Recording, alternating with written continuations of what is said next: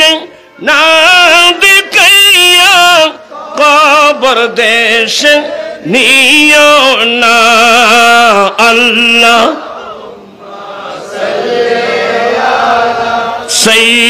सय्यिदीना नबीना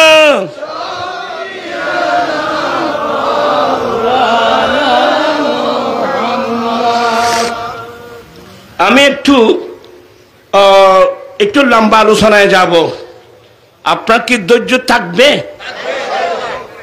এই আয়াতের তাফসীরে একটা তাফসীর হলো উম্মুল মুমিনিন আম্মি জান আয়েশা সিদ্দিকার কাছে জিজ্ঞাসা করা হয়েছিল আম্মি জান আল্লাহ যে নবীর আদর্শের প্রশংসা করলেন নবীর আদর্শটা কি কিন্তু আম্মি জান আয়েশা সিদ্দিকা এমন চালাক মহিলা ছিলেন বিচক্ষণ এত সুন্দর উত্তর দিলেন এই নবীর সাহাবা কানা খুলুকুল কোরআন আমার নবীর আদর্শ হলো হুবহু 30 পারা কোরআন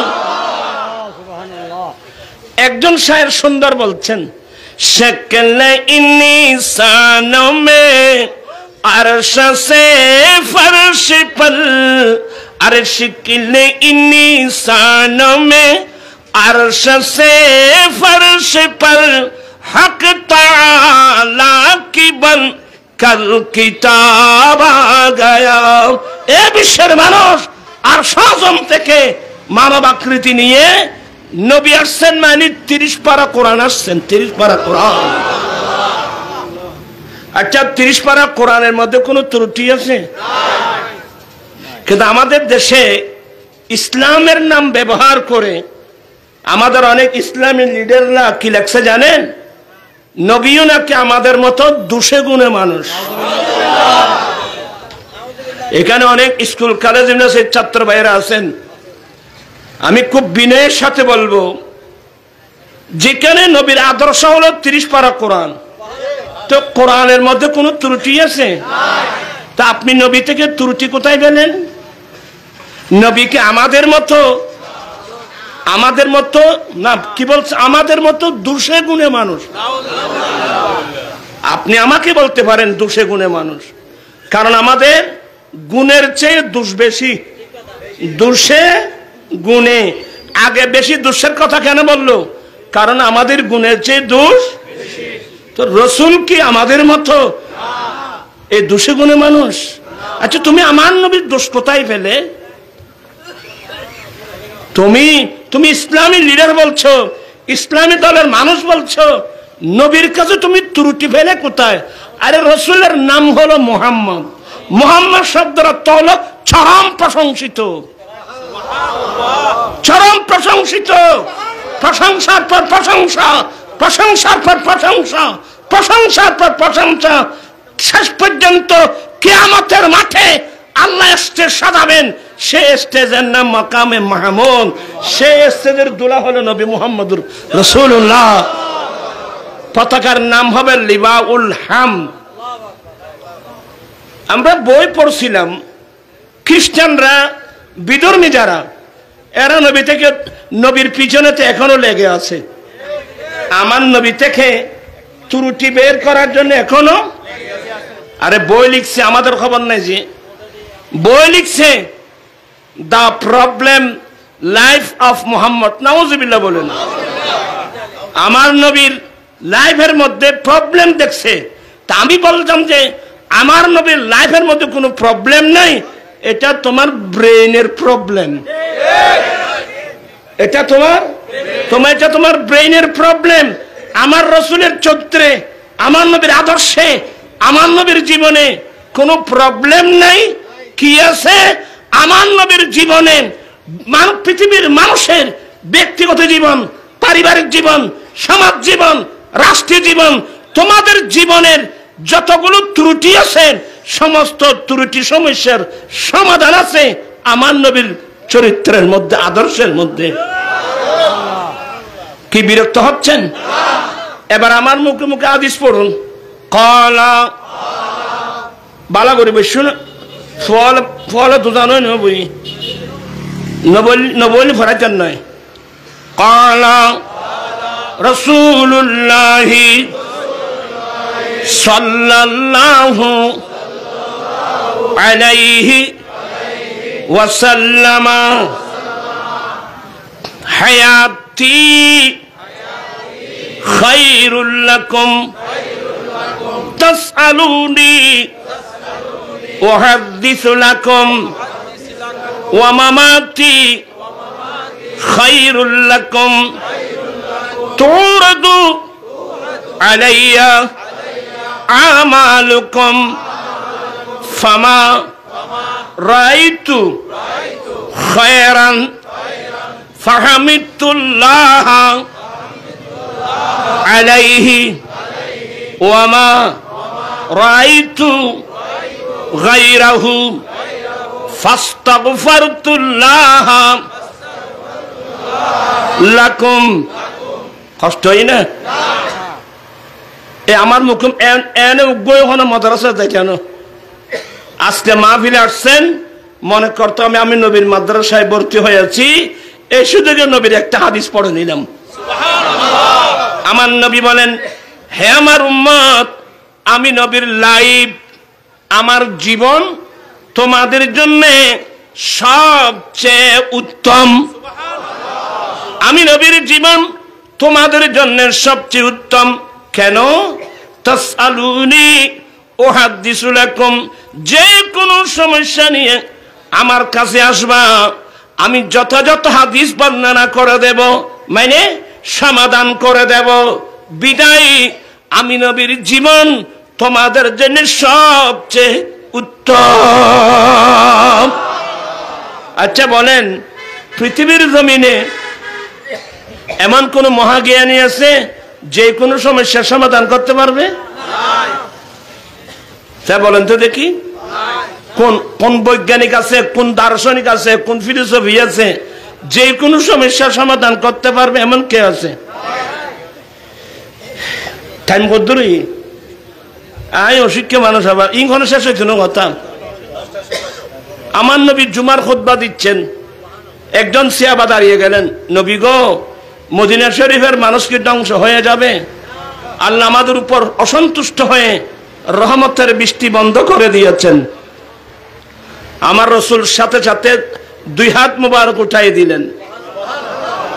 আমার নবী দুই খান ফানি খরা আছেন, তার রসুলও করতে রেখে আমার নবী দুই হাত উঠাই দিলেন। আমার দেল নবী এমন দোয়া কর, কতটুকু আমার নবী দুই হাত এত লম্বা করেছেন, নবীর বগল শরীফের যে সাদা সিয়াবা একরাম স্পষ্ট দেখছেন। আমার নবী হাত উঠাই দোয়া করলেন। দয়াল নবী হাত মুবারক নামানোর আগে আগে শুরু হয়ে গেল মদিনার জমিনে মুসলধারে বৃষ্টি। ওরাতে গোসালার ফল্লা বাংলাদেশ স্বাধীন হইতে আমি অনেকবার বলছিলাম, বাংলাদেশ যখন স্বাধীন হলো আমাদের দেশের স্বাধীনতা অর্জন করে ছেলেরা গান দিয়েছে, ওই সে নামা আগরে সারি দেবে কি দিয়ে দে গান দিয়ে দে। বাংলাদেশ যখন স্বাধীন হলো তখন নাইট স্কুল খোলা হয়েছিল, নাইট স্কুল। আমরা দিনের বেলায় মাদ্রাসায় গেলেও রাতের বেলায় সন্ধ্যাবেলায় কোথায় যেতাম? স্কুলে যেতাম। তা আমাদের স্যাররা আমাদেরকে গান শিখাতো। স্যার হলে গান শিখে কি শিখাইব? একদিন এটার কাছে তো ধর্মপুর, আমাদের ধর্মপুর এই বোর্ড স্কুলের সামনে বিলের মধ্যে গান দিয়েছে। এখানে আজিয়া মানুষ ইম ফাইজিক একটা গান নোয়াছিল দেই, গান তাই যাই এদুন মানুষ খাইতাম বলে মনে লাগতো না। তোরা আঞ্চলিক গান জানো না? ভাত খাতে এসেছে রে ভাই, কিচ্ছু না জানো। আমরা ছেলেরা দল বেঁধে গানে গিয়েছি। গায়ককে গায়ক হলো শ্যাম সুন্দর বৈষ্ণব। গায়ককে শ্যাম সুন্দর বৈষ্ণব। তো আমরা ছেলেরা যখন গানে গেলাম, তবে আমরা সচেতন ছিলাম ছোটবেলা থেকে। কেউ গানের মধ্যে কোরআন সুন্নাহ বিরোধী কোনো কথা বললে আমরা সাথে সাথে উঠে যেতাম। আর আপনারা তো আজকালকার ছেলেরা, আপনারা তো নাচতেছেন, উৎসাহিত করতেছেন, ইমান হারা হয়ে যাবেন। তো এইটা গান গাতে সিটিং আঞ্চলিক ভাষায় আর বইতে উর্মিকা সাই ফানির হলে ফানি সি দেশ দিউম বাসাই। তো কত জায়গা দিক নিতে, তার মানে আমরা যে আল্লাহর কাছে দোয়া করি না, তে বলতেছে আমরা দেশ স্বাধীন করেছি, আমরা উপরের দিকে দেখে থাকবো না, ফানির হলে হলে ফানি হিসে দেশ বাসিয়ে দেব। সাথে সাথে আমি উঠে গেলাম। তখন আমার বয়স প্রায় 13 বছর ধরেন। আমি বলে এই উঠো উঠো উঠো উঠো। এ সেই বেঈমান, সে গান গেয়েছে এই বছর সবাইকে ফানির জন্য কাঁদতে হবে। আমি উঠে গেলাম, আমার সঙ্গীরা উঠে গেল। আমি বললাম যে এই বছর ফানির জন্য কাঁদতে হবে। এগুলা শুনলে ইমান হারা হয়ে যেতে হবে। ঠিকই আল্লাহর কি হুকুম, হ্যাঁ ঠিকই পানি বন্ধ, বৃষ্টি বন্ধ। আরে মানুষের কান্নাকাটি তা করি ইটার তো আসো না, ফানির খলে খলে ফানি হিসেবে কই রে ইটার তো আসো না, হজি তো কঠিন তাই গেই। আমরা কেন গান শুনি দেখছেন? আরে মানুষের কান্নাকাটি তোমার কত শিক্ষা হন হইব। আমরা মানুষ সবাই মানুষের দরজায় দরজায় আল্লাহ দে ফানি দে, তোরা না মারতে লাগবে যে আতে বেগনি আত্মা হইব না। আল্লাহ দে ফানি দে ছায়া দে রে এনে হইতি নগতি ওই মেয়ে ফল করবো তোর এক জফানে জহল করে মেলা দিত। এই সিস্টেম ঘর পাইবা যা করছিতাম কিন্তু আল্লাহর কি হুকুম, হ্যাঁ আল্লাহর কি বৃষ্টিও দিত, মানুষও রাখি যে সয়া বৃষ্টিও দিত। আমি এগুলো বুঝানোর জন্য বলছি। আমার ভাইয়েরা, আমার দেন নবী হাত উঠাই দিলেন। এখানে একটা মশলা মনে রাখবেন, ইস্তেসকা মানে আমাদের হানফি মজাব মোতাবেক ইস্তেসকা মানে ইস্তেগফার। মনে থাকবে, ইস্তেগফার মানে আল্লাহর কাছে ক্ষমা প্রার্থনা করা। পড়ো আস্তাগফিরুল্লাহাল্লাযী লা ইলাহা ইল্লা হুয়াল হাইয়ুল কাইয়্যুম ওয়া আতুবু ইলাইহি। আজকে আপনাদেরকে যে ওষুধ দিয়ে যাচ্ছি, আস্তাগফিরুল্লাহাল্লাযী লা ইলাহা ইল্লা হুয়াল হাইয়ুল কাইয়্যুম ওয়া আতুবু ইলাইহি। এই ইস্তেগফারটা করবেন। এই ইস্তেগফারের ভিতর কত রোগের ওষুধ আছে জানেন? কোরআন শরীফ না পড়া ভাইবে করতুন, রবীন্দ্রনাথ ঠাকুর বই বললে তুমি ভাইবে না রে। এখানে অবস্থা আছে না রে, স্টের মধ্যে অবস্থা আছে না, এই তারা তাই কইতো না ডরে। আমার ভাইয়েরা ওবা আর বলো লেখানো হই যায় অবস্থা ন সূরা নূহ, সূরা হুদ, ফাকুলতু আস্তাগফিরু রাব্বাকুম ইন্নাহু কানা গাফফারা ইউরসিলিস সামা আলাইকুম মিদরারা ওয়া ইউমদিদকুম বিআমওয়ালিন ওয়া বানিন ওয়া ইয়াজআল লাকুম জান্নাতিন ওয়া ইয়াজআল লাকুম আনহারা। সুবহানাল্লাহ। হযরত হাসান বসরি রাদিয়াল্লাহু তাআলা দরবার এবং ইমাম হাসান রাদিয়াল্লাহু তাআলা আমার নবীর নাতির দরবারে একজন মানুষ আসলো, হুজুর রহমতের বৃষ্টি হচ্ছে না, বলে তুমি ইস্তেগফার করো। আরেকজন আসলো, হুজুর আমার ছেলে সন্তান হচ্ছে না, বলে তুমি ইস্তেগফার করো। আরেকজন আসছে, হুজুর আমার নদী শুকিয়ে গেছে, বলে তুমি আল্লাহর কাছে ইস্তেগফার করো।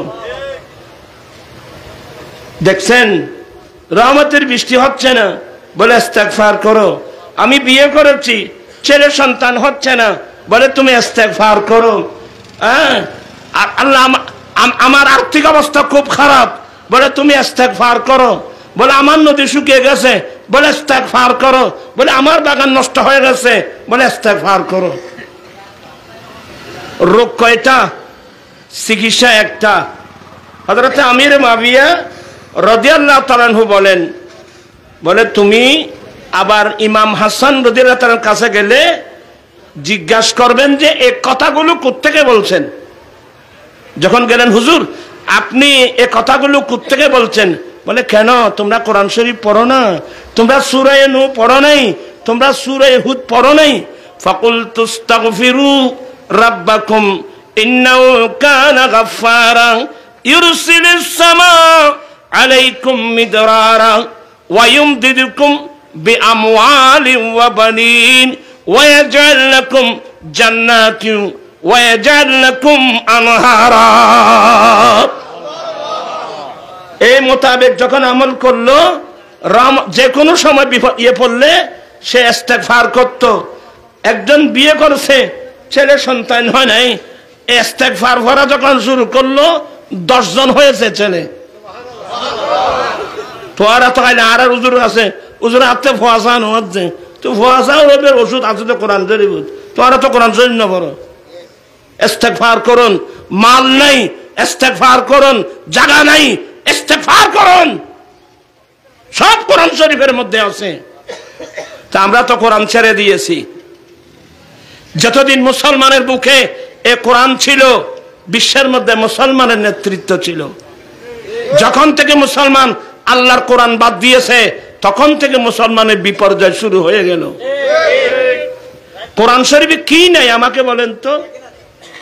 আর আপনারা যারা ইংরেজি শিক্ষিত মানুষ, মার্কেটে গেলে একটা বই নিবা, বিজ্ঞান না কোরআন। ভাই মোহাম্মদ নুরুল ইসলাম, সে আপনার মতো ইংরেজি শিক্ষিত, বাংলা শিক্ষিত মানুষ। সে বাংলা ইংরেজির পাশাপাশি আল্লাহর কোরআন নিয়ে সে যখন স্টাডি করলো, সে দেখতে পেল কোরআন শরীফের ফার্স্ট টু লাস্ট আগা গোড়া বিজ্ঞান। এরপরে আরেকটা বই সংগ্রহ করবেন, বৈজ্ঞানিক মুহাম্মদ সাল্লাল্লাহু আলাইহি সাল্লাম, volume number 1, 2, 3, 4 by Mohammad Nurul Islam. এই বইয়ের মধ্যে সে আমার নবীর ইসলামের যত বিধিবিধান, সমস্ত বিধিবিধান বিজ্ঞানসম্মত। কি সম্মত? তো বিজ্ঞান তো আরো গরত, তুই বিজ্ঞান ভরা তো রৈত্য সত্যের বিজ্ঞান। হ্যাঁ, আজকে আমরা ওই আরব দেশত মুরব্বী লোক হইতো যে গড়ের বাদ ফরে খার, তখন মাথে নিয়ে নুগ্রহ গড়ের বাদ উসন্নে খদ্দাক গুলোই বেড়ার। ডক্টর ইকবাল আফসোস করে বলছেন, আহা হিকমত হুই हमारी उल्लू बने रहे हम, हिकमत हुई हमारी उल्लू बने रहे हम, ज़ियाफत हुई हमारी भूख से मर रहे हम। জ্ঞান বিজ্ঞান আমাদের, আজকে আমরা বন জঙ্গলের ফেসা। আমার ঘরে মেজবান চলতেছে, আমি উপবাস, আমি উপবাস। আরে আমার রসুল আসছেন, নিয়ামতের ভান্ডার আসছেন, দুনিয়া আখিরাতের ভান্ডার। কথা বলছেন না কেন? দুনিয়া আখিরাতের ভান্ডার আনছেন, আমার নবী কি দেন নাই? এক সময় হযরতে সাইয়েদনা ওমর ফারুক রাদিয়াল্লাহু তাআলা আনহু বলছেন, হুজুর আমি একটা ইনজিল কিতাব পেয়েছি, খুব মনোযোগ, তো এটাও তো আসমানি কিতাব, আল্লাহর কিতাব, হুজুর আমি কি এই কিতাবটা একটু পড়ে দেখতে পারবো? রাসূল করিম সাল্লাল্লাহু আলাইহি ওয়াসাল্লাম বলছেন, ওমর তোমার জন্য আল্লাহর কোরআন যথেষ্ট নয় কি? তোমার জন্য আল্লাহর কোরআন যথেষ্ট নয় কি? আমার রাসূল ফারুক আজমকে ইনজিল কিতাব পড়ার পারমিশন দেয় নাই।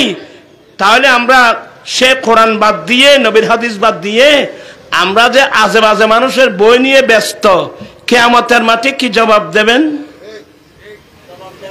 বলুন আপনারা? ভাবিয়া করিও কাজ, করিয়া ভাবিও না। আজকে আমাদের দেশে সমস্যা হয়, সমাধান নাই।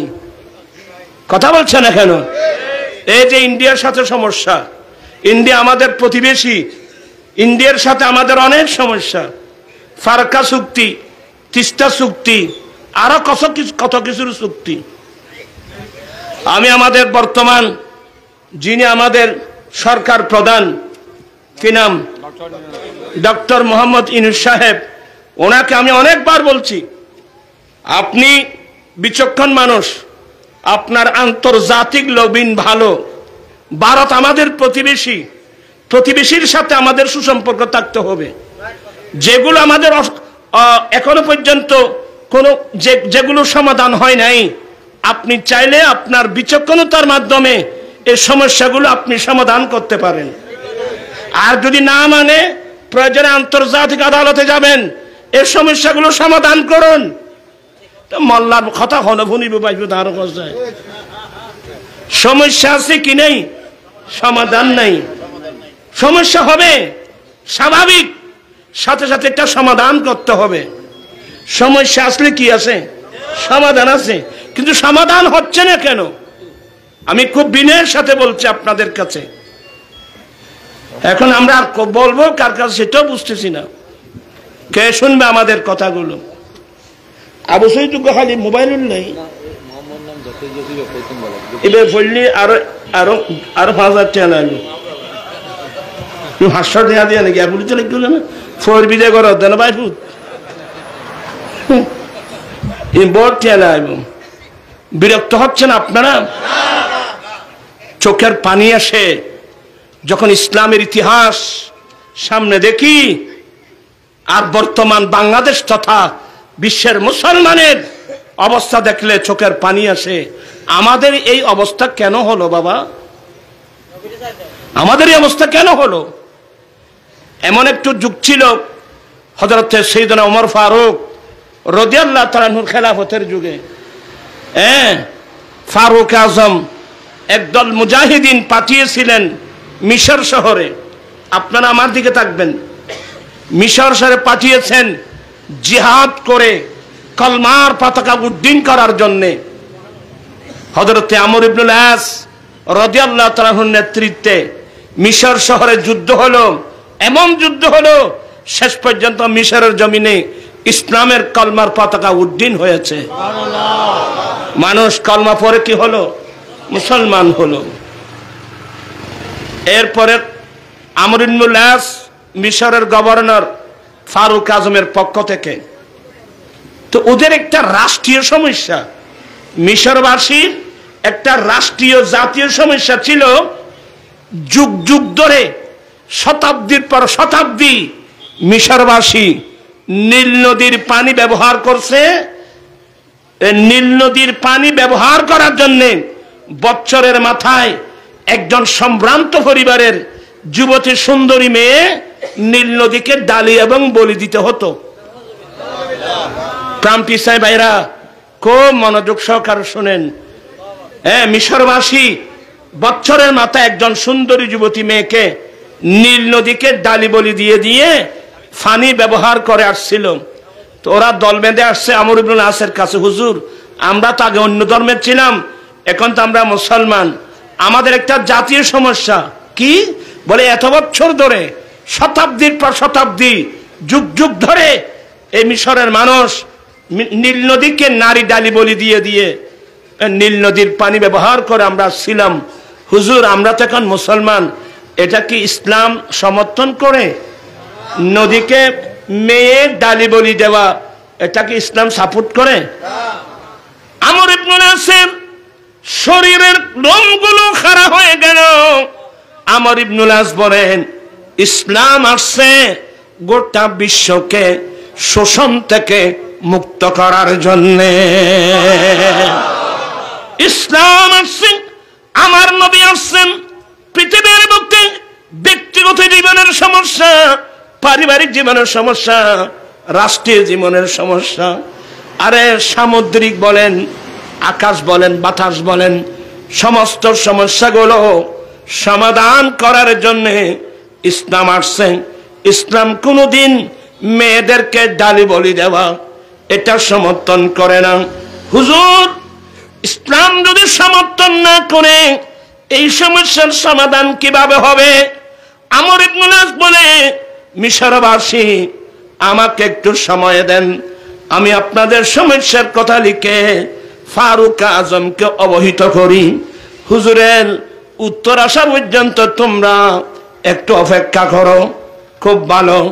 আমর ইবনুল আস চিঠি লিখলেন মদিনার জমিনে ফারুক আজমের কাছে, হুজুর খলিফাতুল মুসলিমিন, মিশরের একটা জাতির সমস্যা, এই দেশের মানুষ শতাব্দীর পর শতাব্দী নীল নদীকে বৎসরের মাথায় একজন যুবতী মেয়েকে, সুন্দরী মেয়েকে ডালি বলি দিয়ে দিয়ে ওরা পানি ব্যবহার করে আসছেন।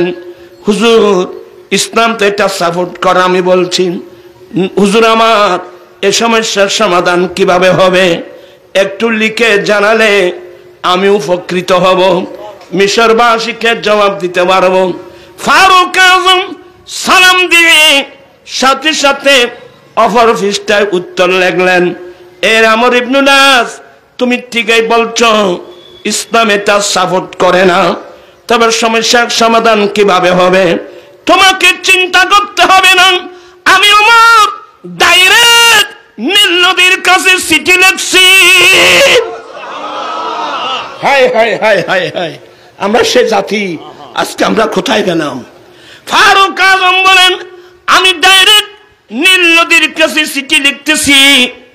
ইয়া বাহারু ইন কুনতি তাজরি বিনফসিক লা তাজরি, এ নীল নদী, তুমি যদি তোমার ইচ্ছায় চলো, তোমার পানি আমাদের লাগবে না, পানি তুমি বুকে বেঁধে রেখে দাও। ওয়া ইন কুনতি তাজরি বিআমরিল্লাহ ফাজরি, এ নীল নদী, তুমি যদি আল্লাহর নির্দেশে চলো, আমি ওমরের চিঠি পাওয়া মাত্রই পানি ছেড়ে দাও। এখন থেকে কিয়ামত পর্যন্ত পানি বন্ধ করা চলবে না। ফারুক আজমের এত দৃঢ় বিশ্বাস, আমর ইবনুল আস, আমি ওমরের চিঠিখানা নীল নদীর মাঝখানে ফেলে তোমরা অতি দ্রুত বেগে চলে আসবা। ঠিক এত দ্রুত বেগে আসছিল, তারপরে পানি ভিজিয়ে দিয়েছে। তখন থেকে পর্যন্ত না না কিয়ামত পর্যন্ত এই পানি বন্ধ করার কোনো সুযোগ নাই, চিরদিনের জন্য সমাধান হয়ে গেল। আমাদের 10 বছরের চুক্তি হয়, মুক্তি নেই। কথা বলছেন না কেন? এই তিস্তা চুক্তি নিয়ে কত তালবাহানা দেখলাম, ফারাক্কা নিয়ে কত চুক্তি দেখলাম। পানি যখন বেসে যায়, সমস্ত ভারত সরকার সমস্ত গেটগুলো খুলে দিয়ে গোটা বাংলাদেশকে ডুবিয়ে দেয়। এই সমস্যার সমাধান কই? আমার ভাইরা, অনেক দুঃখ লাগে এগুলো দেখলে। আমাদের এই অবস্থা কেন? আমাদের এই অবস্থা হলো আমরা আল্লাহ এবং আল্লাহ রসুলের, আল্লাহর কোরআন নবীর সুন্নত আমরা ছেড়ে দিয়েছি। কথা বুঝতেছেন? আজকে আমাদের ঘরে কোরআনের তেলাওয়াত নাই। কথা বলছেন না কেন? আমার আম্মি জান আলহামদুলিল্লাহ এখনো আছে, দোয়া করবেন আল্লাহ যেন হায়াত দারাজ করেন। আমাদের মনে পড়ে এখনো, ছোটবেলায় আমার আম্মি জান তো তাহাজ্জুদের নামাজ পড়তেন, কিন্তু গরিব ফ্যামিলি তাহাজ্জুদের নামাজ পড়তেন। ফজর আজান দিলে আমাদেরকে ডেকে দিতেন, এই উঠো উঠো, আজান হয়েছে, মসজিদে যাও। আচ্ছা, বর্তমান সময়ে মা বাপ কয়জন আছে, কয় ফ্যামিলির মানুষ আছে নিজের ছেলেকে ঘুম থেকে জাগিয়ে মসজিদে পাঠাচ্ছে? এমন মা বাপ কয়জন আছে আমরা? বলেন। সবাই মোবাইল নিয়ে ব্যস্ত। এই মোবাইল তোমাকে জাহান্নামে পাঠাবে, জাহান্নামে পাঠাবে তোমাকে। সবাই মোবাইল নিয়ে ব্যস্ত। হ্যাঁ, মোবাইলের মধ্যে ভালো সাইট আছে, তবে ভালো সাইট দেখে অল্প মানুষ। অধিকাংশ যুবক যুবতীরা এই খারাপ চিত্রগুলো দেখে দেখে নিজেকে ধ্বংস করে দিচ্ছে, মন মানসিকতা ধ্বংস করে দিচ্ছে, নিজের অমূল্য চরিত্র। রসুল আসছেন উত্তম চরিত্রের পরিপূর্ণতা দেওয়ার জন্য, এই মোবাইল আসছেন আপনাকে আমাকে উলঙ্গ করে ছাড়ার জন্য। এই মুহূর্তের মধ্যে একটি সম্পদ আমাদের লাগবে। আমি আমার ছেলেদেরকে বলছি, সবাই আমার দেশবাসী, একটা জিনিস লাগবে যে আমি আমার জানের চেয়েও আমি আমার নবীকে বেশি ভালোবাসি। পারবেন? হাত উঠায় বলতে হবে, আমরা আমার নবীকে প্রাণের চেয়ে বেশি। এই সম্পদটা যদি অর্জন করতে পারেন, নবীর এই ভালোবাসায় আপনাকে আমাকে যে কোনো অ্যাক্সিডেন্ট থেকে রক্ষা করবে। আমি কবি নজরুলের কথা প্রায় সময় বলি। সে কোনো মুহাদ্দিসও ছিল না, মুফতি ছিল না, কোনো বাংলা ইংরেজি তেমন কোনো লেখাপড়া কম, মাত্র ক্লাস 8 নাকি কতটুকু পড়ছে, কিন্তু তার অন্তরে ছিল বুক ভরা নবীর কি প্রেম। কিন্তু তার জীবনের সমস্ত লেখা আমার নবীর প্রেমে। মুহাম্মাদের নাম জপেছিলি বুলবুলি তুই। পড়তে পারবেন? আয় তখন বয়স্ক মানুষ। মুহাম্মাদের নাম জপেছিলি বুলবুলি তুই আগে, তাই কেরে তোর কণ্ঠের গান, তাই কেরে তোর কণ্ঠের গান এমন মধুর লাগে ওরে, এমন মধুর লাগে মুহাম্মাদের কি জানি না।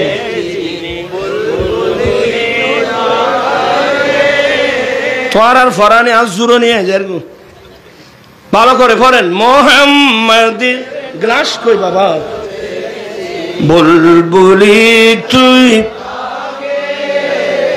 তাই কেরে তোর কণ্ঠের গান, তাই কেরে তোর কণ্ঠের গান এমন মধুর লাগে ওরে, এমন মধুর লাগে মুহাম্মাদের নাম জপেছিলি বুলবুলি। নজরুল বলছে যে এ বুলবুলি তোর গানের কণ্ঠে এত মধু করতে গেলে নিশ্চয় তুই আগে মুহাম্মাদের নাম জপেছিলি। আচ্ছা বলুন তো এই জিনিসটা নজরুলের মেমোরিতে কিভাবে আসলো? যে মজা, স্বাদ, তৃপ্তি এটা যে আমার নবীর সাথে, আমার নবীর প্রেমের সাথে সম্পৃক্ত। দেখেন, উরি গোলাপ, গোলাপ মানে গোলাপ ফুল, এটা তো গোলাপ ফুল নাই, কই আছে? প্লাস্টিকের গোলাপ। আরো মুসলমান কি হয়েছে না, আরো প্লাস্টিক মাথা মুসলমানের আরো কত হয়েছে মুসলমান না। গোলাপ ফুল আমি হাদিসে পাকে পেয়েছি। এই যে গোলাপ 3 প্রকার আছে, সাদা গোলাপ, গোলাপি গোলাপ, লাল গোলাপ। এই লাল গোলাপটা আল্লাহ আমার নবীর ঘাম মোবারক দিয়ে বানিয়েছেন। শেখ মুহাক্কিক দেহলভী তার বিখ্যাত কিতাব মাদারিজুন নবুওয়াতের মধ্যে নকল করেছেন। আল্লামা জালালউদ্দিন সুয়ুতী খসায়েসুল কুবরাতে আনছেন। কিন্তু নজরুল তো এগুলো হাদিস পাই নাই, কিন্তু তারপরও তার প্রেমে কোথায় নিয়ে গেল দেখেন। উরি গোলাপ নিরিবিলি নবীর কদম ছুঁয়েছিলি। দেখেন এক ছেলেরা তোমরা শোনো বাবু, উরি গোলাপ নিরিবিলি নবীর কদম ছুঁয়েছিলি, সেই কদমের খুশবু আছো, সেই কদমের খুশবু আছো তোর আতরে জাগি ওরে, তোর আতরে জাগি মুহাম্মাদের নাম।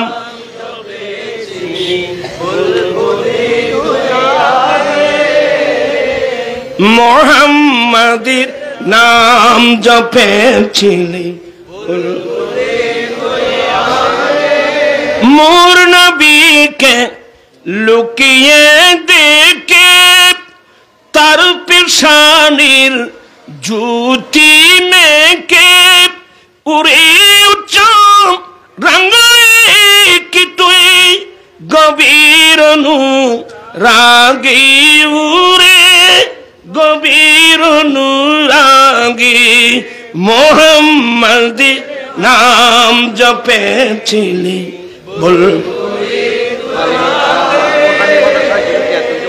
মুহাম্মাদের নাম জপেছিলি বল। তেরা তুলি তো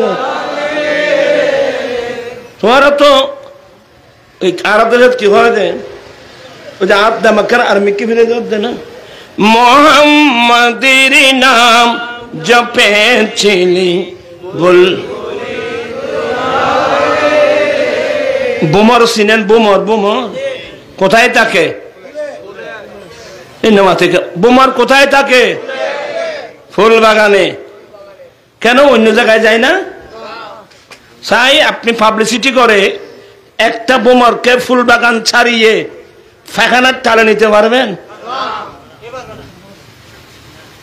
সে বোমর কোথায় থাকে? ফুল বোমর থাকে ফুল বাগানে। কিন্তু বোমরের স্বভাবটা আমাদের মধ্যে নেই।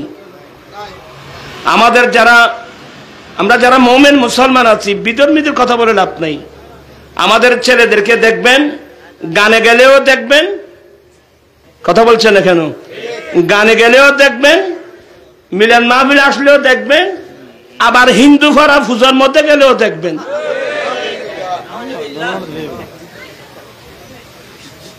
এগুলো হলো মাসির স্বভাব। মাসি মাসি এই মানুষের বেবনা মাথাতে গুনিয়া।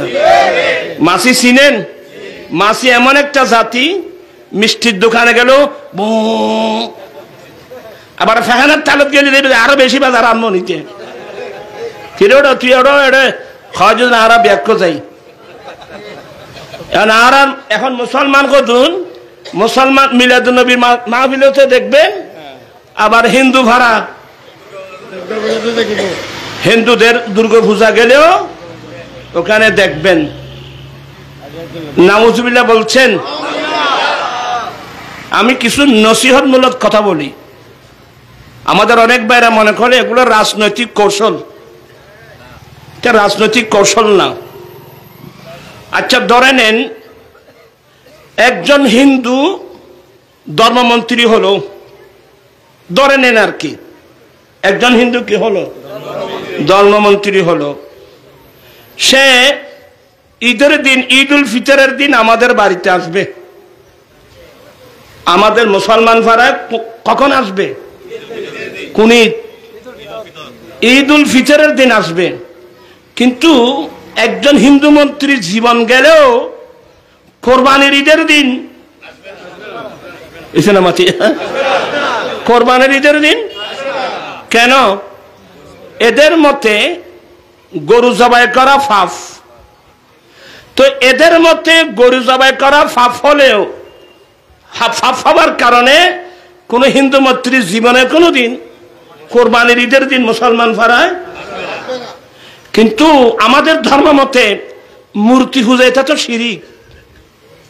কথা বলছেন না কেন? আমাদের ধর্ম মতে মূর্তি পূজা এটা কি? শিরিক। আপনি কিভাবে গেলেন এখানে?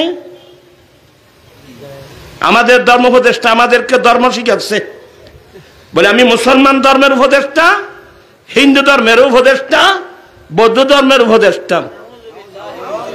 আরে নিজে নিজে বলতেছে কত বড় হুজুর উনি।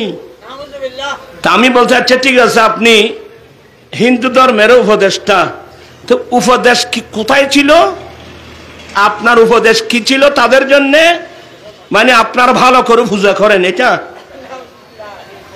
কোন মুসলমান কোন মানুষকে পূজা করার জন্য উপদেশ দিতে পারবে? ঈমান থাকবে? কি শিখাচ্ছেন আমাদেরকে? জাতিকে কেন ধ্বংস করে দিচ্ছেন? হ্যাঁ, আমরাও হিন্দু ভাড়া যাই। হিন্দু ভাড়ায় কখন যাব, কিভাবে যাব, কোরআন হাদিস ভালো করে পড়লে সব সমস্যার সমাধান আছে। আমরাও হিন্দু ভাড়া যাই।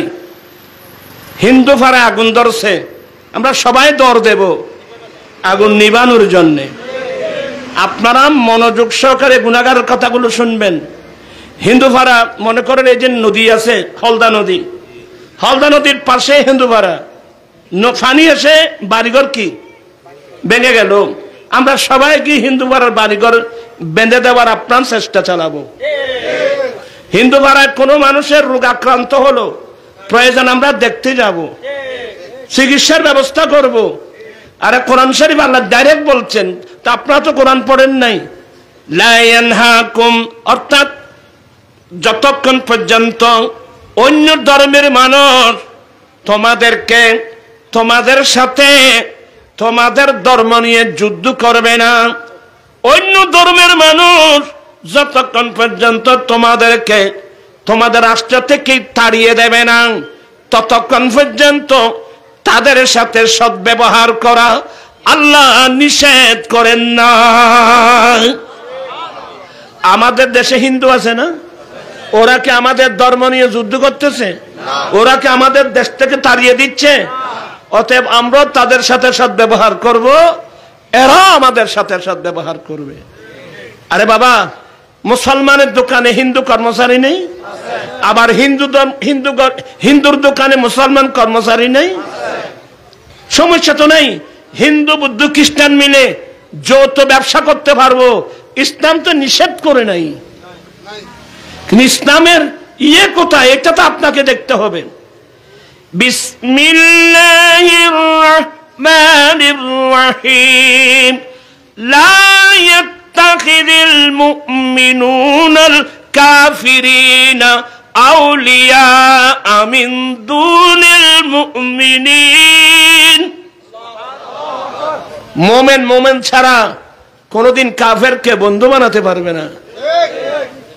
এই বিষয়গুলো কোরআন হাদিসে ফিকহ ফতোয়া স্পষ্ট আছে, কিন্তু আমাকে তাদের পূজায় যাবার তো কোনো সুযোগ কি দরকার ছিল? তাদের পূজায়, এটা তো শিরিক, মূর্তি পূজা এটা শিরিক। হ্যাঁ, আপনি গিয়েছেন, যদি তাদেরকে বলে আসতেন, উপদেশ দিতেন, এই মূর্তি পূজা শিরিক, তোমরা এগুলো ছেড়ে দাও, তোমরা ঈমান আনো, মুসলমান হও, কলমা পড়ো, কই এই উপদেশটা আপনি দিতে পারলেন না। এটা আমাদের জন্য, এদের দেখায় আমাদের অনেক স্কুল কলেজের ছাত্ররা বলে এত বড় আলেম যদি মূর্তি পূজায় যায়, তো আমরা গেলে সমস্যা রাখি। তখন দেখবেন অনেক ওখানে লাইন ধরবে। সাবধান, সতর্ক সবাই আমার দেশবাসী। এ ফাগলামি করছে বলে আমি ফাগলামি করব না। আর আমি বলছি তো, আপনি ধর্মমন্ত্রী হলে বুঝলাম প্রত্যেক ধর্মের আপনি উপদেষ্টা, আপনি ধর্ম উপদেষ্টা। বাংলাদেশের কোথায় লেখা আছে হিন্দু পাড়ায় পূজার মধ্যে যেতে হবে? আপনি বললে হবে না। আপনি ইংলিশ বলেন, বাংলা বলেন, আমরা কোরআন হাদিস পড়ছি তো, আমরা লেখাপড়া করছি তো। যাই হোক, হ্যাঁ, এরা যদি আমাদের ধর্মের বিরুদ্ধে বলে, আমরা দাঁড়িয়ে যাব। যেমন ইন্ডিয়ার মুখ্যমন্ত্রী নুপুর শর্মা আমার নবীর শানে, আমাদের আম্মি জান মায়েশা সিদ্দিকার শানে যে কুরুচিপূর্ণ বক্তব্য দিয়েছে, সাথে সাথে সারা বিশ্বে আগুন ধরে গেছে। আন্দোলন আমরা নেমে গেছি। আমরা নয়, এমনকি ইন্ডিয়ার হিন্দুরা পর্যন্ত এই নুপুর শর্মার বিরুদ্ধে গিয়েছে। কেন আপনারা ইউটিউবের মধ্যে দেখতেছেন না? এবং এটা বলার কারণে রবীন্দ্রনাথ ঠাকুর কয় বয়সের মেয়ে বিয়ে করছে, সমস্ত তালিকা ইউটিউবের মধ্যে এসে গেছে। হ্যাঁ, আমার নবীর থেকে, চরিত্র থেকে দুর্দত্ত। আমার নবীর চরিত্রের মধ্যে কোনো ত্রুটি আছে? কোনো দোষ আছে? আচ্ছা, তুমি ইসলামী দল হয়ে নবী আমাদের মতো দোষে গুণে মানুষ, এটা তুমি কোথায় ফেলে? নবীর কাছে তো কোনো দোষ নাই, নবীর কাছে তোর সমস্যার সমাধানে আছে। বিরক্ত হচ্ছেন আপনারা? না, আমি আর বিরক্ত করব না আবার আপনাদেরকে। আমার নবীর চরিত্রে, আমার নবীর আদর্শের মধ্যে ত্রুটি আছে দে। আচ্ছা, আমি একটা ত্রুটি দেখাই, এটা বুঝবার জ্ঞান লাগবে বাবা। আমার রাসূল একদিন জিহাদের ময়দান থেকে আসতেছিলেন, যুদ্ধের মাঠ থেকে আসতেছিলেন। যুদ্ধের মাঠ থেকে যখন আসতেছিলেন, রাত গভীর। আমার নবী বলেন, বিলাল, আমরা একটু ক্লান্ত, আমরা একটু বিশ্রাম নেব, তুমি ঘুমাবে না, তুমি জাগ্রত থাকবা। ফজরের নামাজের আজান টাইম হলে আজান দিবা, আমরা সবাইকে ডেকে দিবা। বেলাল বলে, ইনশাল্লাহ হুজুর। বেলাল বিছানায় শুই নাই। মুজাহিদিনরা ক্লান্ত তো, যুদ্ধের মাঠে গিয়েছেন ক্লান্ত, সবাই ঘুমিয়ে পড়লেন। আমার নবীও ঘুমিয়ে পড়লেন। বেলাল বিছানায় ঘুমায় নাই। বেলাল তিয়ে গেল, সুবহানাল্লাহ নবী আগুন জিবেরা ডাকি দিত কই ইবেরে সর্বপ্রথম আমার রাসূল দেখে দিলেন, সূর্য উঠে গেল। আমার নবী, বেলাল বেলাল কি করলা তুমি? সবাই উঠে গেল। বেলাল তোমাকে বলছিলাম না আমরা একটু ক্লান্ত, একটু ঘুমাই, নামাজের টাইম হলে তুমি আজান দিয়ে দেখে দিবা। বেলাল বলে কিরে এখাম কাওয়াইল ইয়া রাসূলুল্লাহ, যেই রসুলের কপালের চক্ষু ঘুমায়, অন্তরের চক্ষু খোলা থাকে। তো আল্লাহ জানতে বেড়াবালা গরু ঘুম নিয়ে উজুর আল্লাহ জিবে অনর ঘুম নিয়ে আয়তি এটাই লিখি আর তিয়ে নিয়ে গই। বেলাল আজান দাও, কম মনোযোগ সহকারে শুনবেন। বেলাল আজান দাও। কি আজান? খড়া বাজে দিও না জীবনে দিও। হ্যাঁ, বেলাল আজান দাও। আজান দিলেন ফজরের। আমার নবী নামাজ পড়াই দিলেন। হ্যাঁ, এইটা একটা ত্রুটি। আমাদের নামাজ কাজা হলো, নবীর তো নামাজ কি হয়ে গেল? সাবধান, সতর্ক। আমার দয়াল নবী সেদিনে কাজটা না করলে কিয়ামত পর্যন্ত আমরা উম্মত যারা আছি, আমরা কজা নামাজের মসলা কোথায় পেতাম? এই কাজটা না হলে আমরা কজা নামাজের মসলাগুলো আমরা কোথায় পেতাম? আমার রসুল কত বড় দয়ালু জানেন?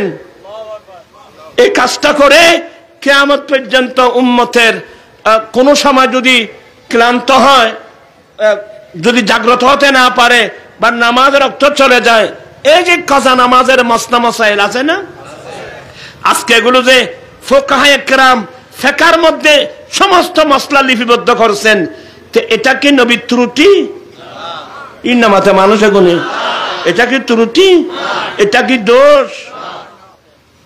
হায় হায় হায় হায়। আমি আপনাদেরকে বলে দিচ্ছি, আমার রসুল যা করছেন আমরা উম্মতের কল্যাণে করেছেন। উম্মতের কল্যাণে আমার রসুল অনেক কিছু করেছেন। আমি এগুলো একটার পর একটা হাদিস বলতে গেলে, আমার নবী বলেন এশার নামাজ পড়ছেন তো? ইন নামাজ একবারে কয়টা বাজে? ফোনে 8টা। সাহেব ফোনে 8টা বাজে এশার নামাজ পড়ন, ইয়া খন কিতে বাজে আছে উজর লসাই উজুর তারাতে আইও করতে না বাইফত 8টা বাজে এশা পড়াং, 7:30 বাজে এশা পড়া, 9টা বাজে এশা পড়া।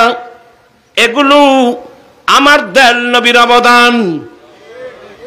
আইসুদতে ফরান আছে ক্বালা রাসূলুল্লাহ সাল্লাল্লাহু আলাইহি ওয়াসাল্লাম লাউলা আন আশকা আলা উম্মতি লা আমারতুহুম আই ইউখিরুল ইশাআ ইলা সুলুসিল লাইলি আও ইলা নিসফিহি। আমার দয়াল নবী বলেন, আমার উম্মতের যদি কষ্ট না হতো, উম্মতের কষ্ট যদি আমি অনুভব না করতাম, আমি এশার নামাজ রাতের তৃতীয়াংশে অথবা অর্ধেক রাতের মধ্যে পড়া আমি নবী ওয়াজিব করে দিতাম। আমার উম্মতের যদি কষ্ট না হতো, এশার নামাজটা আমি রাতের তৃতীয়াংশে অথবা অর্ধেক রাতের মধ্যে পড়া আমি কি করে দিতাম? ওয়াজিব করে দিতাম। কিন্তু ওয়াজিব করি নাই যে আমার উম্মতের কি হবে? আমার উম্মতের কষ্ট হবে। আমি এভাবে একটা একটা একটা একটা বললে আপনারা আশ্চর্য হয়ে যাবেন। আজকে টেলিভিশনে বসে ফেসবুকের মধ্যে নবীর কাছে ইসলামের বিষয়ে কোনো ক্ষমতা নাই, নবীর কাছে কোনো এখতিয়ার নেই। এগুলো নবীর শানের চরম বেয়াদবি ছাড়া আর কিছুই না। তুমি জানা তুমি মূর্খ, তুমি সে কোরআন হাদিস পড়ো নাই। আমার পীর মুর্শিদ তাজুশ শরিয়া আল্লামা আখতার রাজা আল আজহারি রহমতুল্লাহ আলাইহি, যার জানাজার মধ্যে 3 কোটির উপরে মানুষ। এত বড় জানাজা পৃথিবীর মানুষ চোখে দেখে নাই। আপনারা তো নেটের মাধ্যমে দেখছেন। আল্লামা তাজুল শরী আল্লামা আখতার রাজা, উনি এত সুন্দর একটা নাত লিখছেন। এরা সবাই আলা হযরতের বংশধর, তো এদের মধ্যে নাত লেখার সুবহানাল্লাহ। मुनव्वर मेरी आंखों को मेरे शम्सो दुहा कर दे। तुम्हारा तो बोलने में तेरे को मुनव्वर मेरी आंखों को मेरे शम्सो दुहा कर दे। गमों की धूप में वो साया जुल्फे दुता कर दे। जहां बानियता कर दी भरी जन्नत हिबा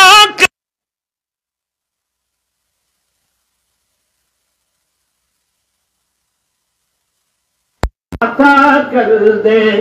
नबी मुख्तार कुल है जिसको जो चाहे अता कर दे। जहां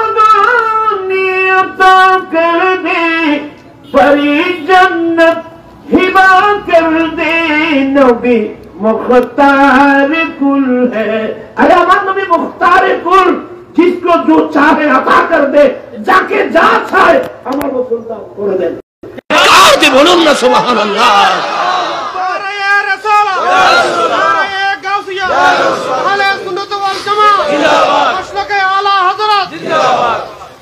আমি অন্য সময় আসলে এই বিষয়ের উপর অনেক আলোচনা করার চেষ্টা করব। আপনারা কি বিরক্ত হচ্ছেন? আমার ওই মূল বক্তব্যে আসুন। আমার নবী বলেন, আমি নবীর হায়াত তোমাদের জন্য সবচেয়ে উত্তম, কারণ যে কোনো সমস্যা নিয়ে আমার কাছে আসবা, আমি যথাযথভাবে সমাধান করে দেব, হাদিস বর্ণনা করে দেব। ওয়া মামাতি খায়রুল লাকুম উম্মত, আমি নবীর ইন্তেকাল এটাও তোমাদের জন্য উত্তম। আমি নবী ইন্তেকাল করে মদিনার রওজায়ে পাকে যাওয়া, এটাও তোমাদের জন্য উত্তম। ইয়া রাসূলুল্লাহ, আপনি মদিনার রওজায়ে পাকে চলে যাবেন, এটা আমাদের জন্য কিভাবে উত্তম হলো? আমার নবী বলেন, তুরাদু আলাইয়া আমালুকুম, এ আমার উম্মত শুনো, তোমরা যে দেশের হও, যে দেশে থাকো না কেন, তোমাদের আমলনামা আমি নবীর রওজা মুবারকে দেওয়া হবে। আমি তোমার আমলনামা দেখতে থাকবো। ফামা রাআইতু খায়রান, যখন তোমাদের আমলনামায় সওয়াব লিখা দেখি, ফাহামিদুল্লাহ আলাই, আমি আল্লাহর প্রশংসা করি। ওয়া মা রাআইতু গায়রাহু, যখন তোমাদের আমলনামায় সওয়াবের বিপরীত লেখা দেখি, আমি নবী রওজা পাকে বসে বসে আল্লাহর কাছে ক্ষমা প্রার্থনা করি। আল্লাহু আকবার। আমার রাসূল জীবিত, আমাদের নবী হায়াতুন নবী। মদিনার রওজায়ে পাকের মধ্যেও আমার নবী হায়াতুন নবী, আমাদের নবী হায়াতুন নবী। এটা শুধু আমরা আহলে সুন্নাত ওয়াল জামাত রাখি না, কওমি লাইনের যারা আছে এরাও নবীদের আফান কবর শরীফে জিন্দা। আবে হায়াত নামক কিতাবে আশরাফ আলী তানভী লিখতে বাধ্য হয়েছে। এবং কওমি লাইনের বড় বড় হুজুররাও আর সমস্ত আম্বিয়া কিরাম আফান আফান কবর শরীফে সশরীরে জীবিত, এরাও লিখতে বাধ্য হয়েছে। আমার নবী জীবিত না মৃত? আজকে আমাদের দেশে ইসলামী দল শব্দ বলে মৃত্যু নবী। সাবধান, সতর্ক, কোন মুসলমান মারা গেলে মৃত শব্দ লিখবেন না। আপনারা কোন মুসলমান মারা গেলে মুসলমানের নামে রাখবে, সে যদি পুরুষ হয় লিখবেন মরহুম আব্দুর রহমান, যদি মহিলা হয় বলবেন মরহুমা সকিনা খাতুন। মৃত্যু শব্দ লেখা হয় বিধর্মীদের নামের আগে, মৃত্যু হরিপদ, মৃত্যু খালিপদ। আমি যে কথাগুলো আপনাদেরকে বোঝাচ্ছি, নবীর শানের শব্দ ব্যবহার করতে হোশ করে ব্যবহার করবেন। আরেকটা মশলা মনে রাখবেন, আজকে তো দেরি হয়ে গেল, আর আমি শরীর ভালো না ইনশাল্লাহ। এই যে কবরস্থানে গেলে আমাদের মা বাবা বা আমাদের কোন মুমিন মুসলিম ভাই বোন মারা গেলে এরা মৃত্যু কতক্ষণ জানেন? কিছুক্ষণের জন্য। এরা মৃত্যু কিছুক্ষণের জন্য। হুজুর কতক্ষণ? দেহ থেকে প্রাণ বের হলো, এই ডেড বডিকে উজু বানিয়ে গোসল করায়, কাফন পরায়, যখন জানাজার মাটি নিয়ে যাবেন, জানাজার শেষে ওই মইয়তকে যখন কবরের মধ্যে দফন করবেন, দফন করার আগ পর্যন্ত সে মইয়ত, এই জন্য জানাজার মধ্যে বলা হয় ওয়াদুআউ লিহাযাল মাইয়াতে, মহিলা হলে ওয়াদুআউ লিহাযিহিল মাইয়াতে।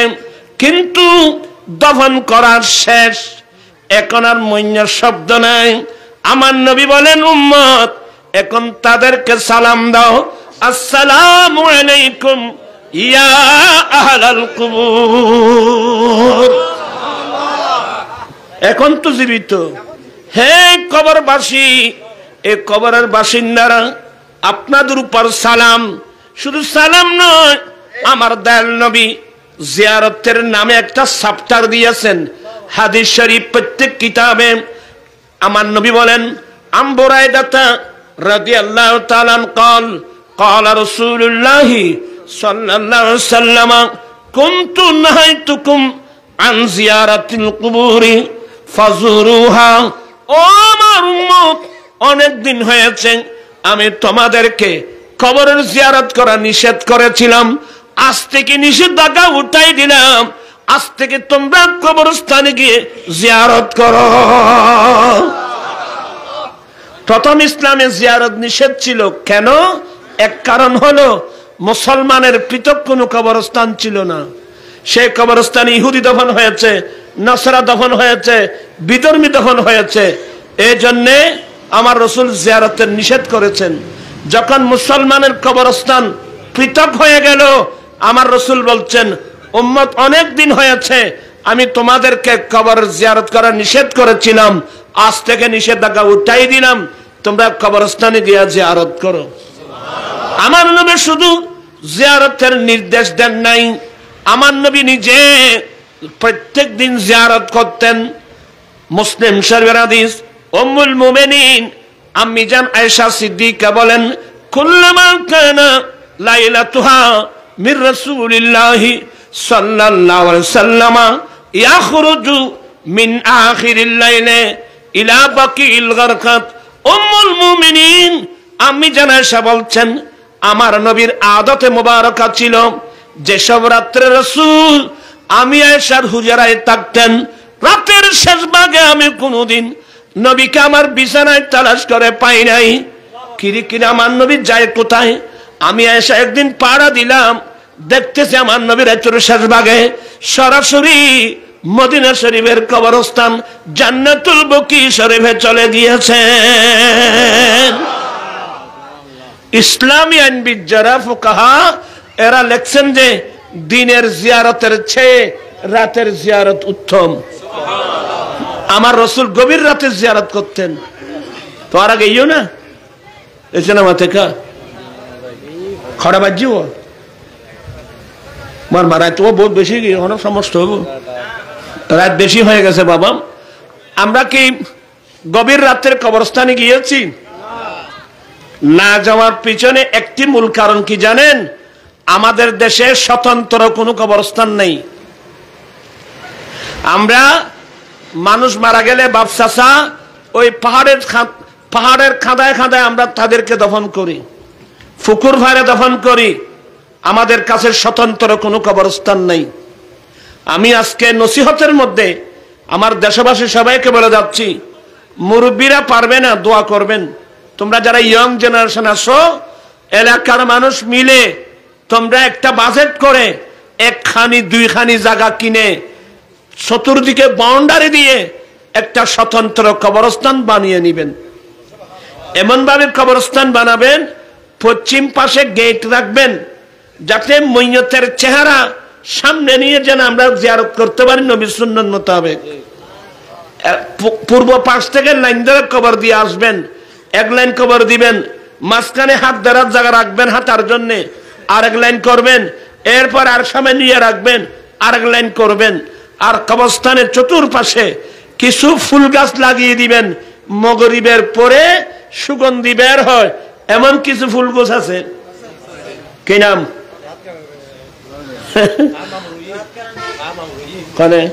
হাসনা হেনা, হাসনা হেনা, কামিনী ফুল, রাতকারানি, গন্ধরাজ, এই সমস্ত ফুল গাছ রোপণ করবেন যাতে মাগরিবের পরে সুগন্ধি বের হয়। এই সুগন্ধিটা যখন আপনার নাকে আসবে, মাথায় যাবে, মুহূর্তের মধ্যে আপনার শরীর এমন ইয়ে হয়ে যাবে, আপনার ইচ্ছা করবে যে সারা রাত ঘুরে ঘুরে আমি কবরস্থানের মধ্যে জিয়ারত করি। পরিবেশ লাগবে। আমরা সুন্দর সুন্দর ঘর বাড়ি বানাই, কিন্তু কবরস্থান কই? আমি ইন্ডিয়ার মধ্যে, আমাদের অর্ধেক ফ্যামিলি ইন্ডিয়া। আমার ফু আব্বা মারা গিয়েছেন এখানে, আমার বড় আব্বা মারা গিয়েছেন এখানে, আমার ছোট আব্বা মারা গিয়েছেন এখানে, বিরাট ফ্যামিলি ইন্ডিয়ার মধ্যে। আমি যখন 81 সনে মেজো আব্বার সাথে একটু দেখতে গেলাম, জীবনে কোনোদিন দেখি নাই, অনেক আগে ওরা চলে গেছে এখন নাম। তখন আমার বড় ফু আব্বা দফন হয়েছে বোম্বাই কবরস্থানে। আমার ফু আব্বা একজন ছিল আব্দুল সালাম, বলে বাবা আমি বললাম আমার ফু আব্বার জিয়ারতে যাব। তা আমি যখন মাগরিবের নামাজ পড়ে, কিরে বা খারে ফুলের মালা খারে দিতে আর কি না দিবি ঠেয়ার মালা, তুই ফুল মালা দেখি এবার গলা দিবে না, এইবার গলা দেছো না, যা করছি দেছো না, মার হাবা হবে এখন। ওই ওই সলাতুল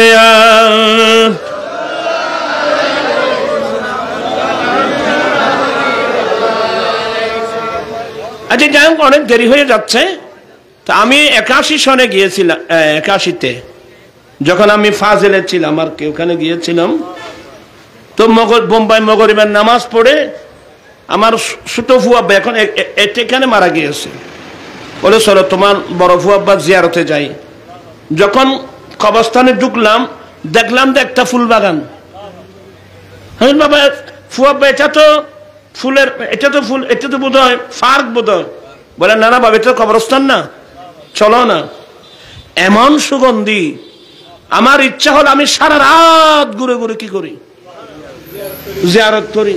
কিন্তু আমাদের দেশের কবরস্থান দেখলে, আমাকে একবার সিলেটিরা বলে হুজুর একটু গোরস্থানে যাই, আমার আম্মার জিয়ারত করবো, চলো না।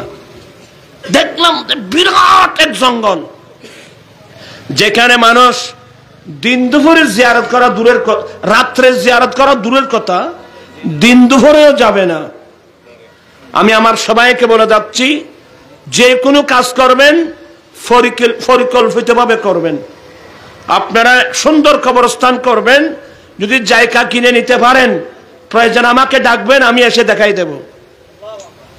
এমন কবরস্থান হতে হবে। আরে বাবা আমি তো কবরস্থানে যেতে হবে। আপনার জঙ্গলে, এই জঙ্গলে, ওই জঙ্গলে, পুকুর পারে বিক্রি লইতে ফোসা বেলা দিয়ে দেন। ইসলাম এগুলো শিখায়। আমি দুবাই গিয়েছি কবরস্থানে, বিরাট ময়দান। আলাইনে গিয়েছি, বিরাট কবরস্থান। ফজিরে গিয়েছি, বিরাট কবরস্থান। ওখানে পানির ডাব্য রাখছে সরকারি ভাবে, পানি নিয়ে যেন যার জিয়ারতে গিয়েছে তার কবরের উপর যেন কি দিতে পারে, পানি ছিটিয়ে দিতে পারে। কি সুন্দর পরিবেশ জানেন আমাদের দেশে। আমি কয়টা ঠিক করবো। তা আজকের মাহফিল তারা শুনছেন, এখানে অনেক কবরস্থানে দেখছি যে বিরাট বিরাট গাছ, এত ফুল গাছ, বট গাছ খড়ে কবরস্থানে, ইবে নখাড়ে আর বাকি তারা ইবে নখাড়ে। আমি অনেক সময় বৃষ্টি বাদলের সময় তেমনি চমনি রাস্তায় অনেক বড় বড় গাছ বাতাসে যখন কি করত ফেলে দিত, তা আমি ওখানে দাঁড়াতাম, দাঁড়িয়ে তার অবস্থা দেখতাম। তো ওখানে দাঁড়িয়ে চিন্তা করতাম যে আমার ছোটবেলা থেকে অভ্যাস এগুলো, চিন্তা করতাম যে হ্যাঁ রে, একটা ফুল গাছ শিশু গাছ বাতাসে ফেলে দিল, কত বড় এরিয়া। আরে এ ধরনের গাছ তো কবরস্থানেও আছে। তো কবরস্থানে থাকলে এই গাছের শিকড় গুলো ক্ষত মুইয়তের এদিক দিয়ে ঢুকে ওদিক দিয়ে বের হচ্ছে। ব্রেন এটা বড় নিয়ামত। কেন আমরা কবরস্থানের মধ্যে এত বড় বড় গাছ রোপণ করবো? এক ধরনের থাকলে আগামীকাল কেটে ফেলবেন, সুন্দর ফুল বাগানের মতো করে ফেলবেন, সুন্দর কবরস্থান করুন, যাতে মানুষ রাতের বেলায়ও যেন জিয়ারত করতে পারে। কারণ সেই কবরস্থানে তো আমাকে যেতে হবে। আমি কি কথাগুলো বুঝাতে পারলাম আপনাদেরকে? কোন ঠিক করতাম ভদ্র ভাই। আরেকটা জিনিস, আমার নবী বলেন, হে আমার উম্মত, তোমরা তোমাদের বাড়িঘরকে কবরস্থান বানিও না। তার মানে তোমরা তোমাদের ঘরবাড়ি নামাজ থেকে খালি করবা না। প্রত্যেক মুসলমানের ঘরে একটা রুম লাগবে। তারা ফাঁকা ফাঁকা বাঁধে দেয়, ইঞ্জিনিয়ার প্ল্যান নল মাথে কা bedroom, bathroom, drawing room, reading room, rest room, guest room, common room,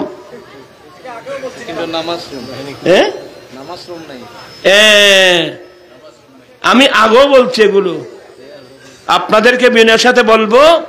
ইঞ্জিনিয়ারকে বলবেন, ভাই তোমরা যা প্ল্যান দাও, আমার নুরিউদ্দিন একটা প্ল্যান দিয়েছেন, একটা রুম, এটার নাম রুম অফ সালাত অথবা রুম অফ প্রেয়ার। প্রত্যেক মুসলমানের বাড়িতে গড়ে একটা স্পেশাল রুম থাকবে নামাজের জন্য। আমরা আজান শুনে মসজিদে যাব, সেই ঘরের মহিলারা আজান শুনে উযু বানিয়ে ওই রুমের মধ্যে নামাজ পড়বে। আবার গভীর রাত একটা নামাজ আছে তাহাজ্জুদের নামাজ, ওই মুরব্বীরা উযু বানিয়ে ওই রুমের মধ্যে তাহাজ্জুদের নামাজ পড়বে। আবার ফজরের নামাজের পরে সূর্য যখন কিছু দূর উঠে যায়, আরেকটা নামাজ আছে, এটার নাম সালাতুদ দুহা, চাশতের নামাজ।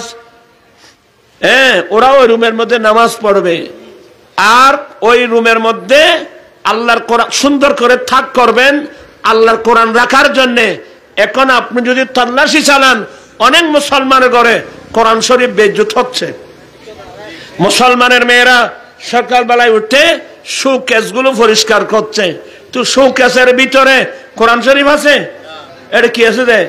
বাঘ, বল্লু, আথি, ইয়েল, খুঁজছে ইনের আয়না পরিষ্কার করে ভালো দেয়। মানে পাগল কাহাকে বলে, মুরুক্কু কাহাকে বলে, কয় প্রকার, কি কি উদাহরণ সব বুঝে দাও। আমি এখানে আজকে যেখানে বসলাম নাস্তা করতে, ওখানে আমি বলে দিয়েছি, এত সুন্দর আপনারা ফালং বানিয়েছেন, কিন্তু সেই ফালংয়ের মধ্যে আপনারা ফুল উঠাইছেন ময়ূরের। কথা বলছেন না কেন? আপনারা ময়ূরের ছবি ফালংয়ের মধ্যে খুঁদাইয়ে সুন্দর করে উঠালেন। আমি বললাম, এই ঘরের মধ্যে জীবনে কোনোদিন নুরি জগতের ফেরেশতা এখানে আসবে না। তোমরা এগুলো ইয়ে করে দিবা, ফোস করে চলবা। আমরা অজ্ঞতা, আমি কি অজ্ঞ মানুষ? আমরা ইমামুল আম্বিয়ার উম্মত। আল্লাহ সবাইকে এই কথাগুলো বুঝার তৌফিক দান করুক, আমিন। আজ আন্ন হইব দেরি গিয়ে তালিমুল কোরআন কি হচ্ছে হরে ফুলকানি মাদ্রাসা ইটারে তুলতে পারো তোরা আয় বুড়ো মানুষকে ভাই তোমারা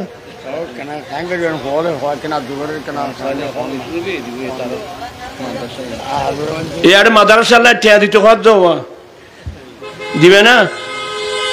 নবীর উম্মত হলে দিবে দেরি, নবীর ফল হলে মাদ্রাসা টিয়া দেন করিব উগই মাতি নিজ না এতে বললাই টিয়া খোঁজক না এনে ফোয়ার ফোয়ার দিবে একটু চাই এনে তারা সহজ যেতে বা যাই অসুস্থ মিকে মানুষ কথা অনেক লম্বা এতদিন রয়ে গিয়ে আর সময় তাইলে হইম দেরি।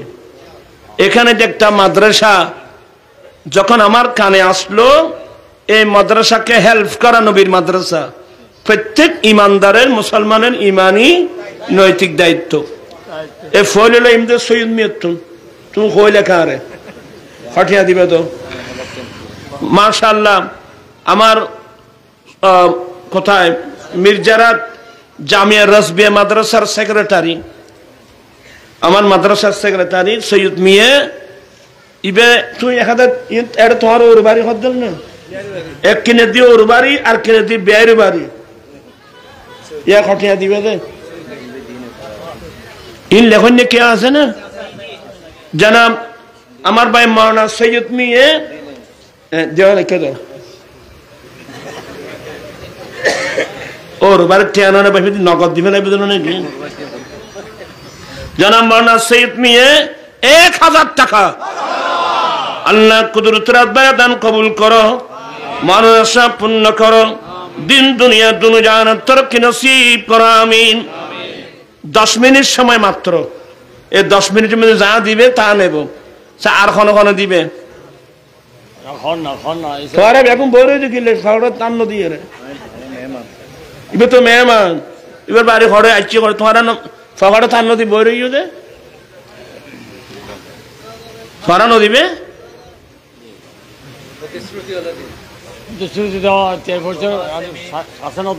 মানসি মাদ্রাসা টেয়ানো দে ভাল না কি নাম মঈনুদ্দিন নগদ দিলেন 1000 টাকা মারহাবা আল্লাহ কুদরতের দান কবুল করো মানসা পূর্ণ করো দিন দুনিয়া তরক্কি নসিব করো আমিন খুব দ্রুত বেগে দিতে হবে টাইম দিবে দিয়ার বড় দিন আইলো জন্য কামরুল ইসলাম কত কামরুল ইসলাম দিলেন নগদ 500 টাকা আল্লাহ কুদরতের দান কবুল করো মানসা পূর্ণ করো দিন দুনিয়া তরক্কি নসিব করো আমিন একটু দ্রুত বেগে দেন বলিব মোহাম্মদ মাজারুল ইসলাম দিলেন 500 টাকা এই তোরার কিরত দে তোরা টিয়া তুলতে মায়া কইলাম না তোরা কে হাবিলি না আল্লাহ কুদরত তোরা 5 টাকা দিব বেড়া দিব 10 টাকা কটিয়া দি 500 টাকা দেন না খনে দি যারা মোহাম্মদ লিয়াকত 1000 টাকা আল্লাহ কুদরতের দান কবুল করো আমিন এই মুরব্বি দিলেন কত